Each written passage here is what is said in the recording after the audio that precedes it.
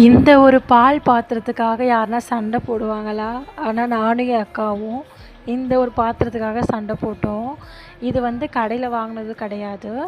என் அம்மாக்கு வந்து அவங்க கம்பெனியில ஆயுத பூஜைக்கு கிஃப்ட்டா குடுத்தது. ஃபர்ஸ்ட்லாம் வந்து பெரிய பெரிய பாத்திரமா வரும். ஆனா வருஷம் வருஷம் ஆக ஆக இவ்வளோ கம்மியா குடுக்க ஆரம்பிச்சுட்டாங்க. இந்த வாட்டி இந்த சின்ன பாத்திரம் தான் கிடைச்சுச்சு. ஆனா அது எனக்கு ஏத்த மாரி கிடைச்சுச்சு. ஏன்னா, இத விட பெரிய பாத்திரமா என் அக்கா ஒண்ணு வந்து என் அம்மா வீட்லேருந்து எடுத்துட்டு போயிட்டா. குழந்தைக்கு பால் காய்ச்சணும்னு சொல்லிட்டு.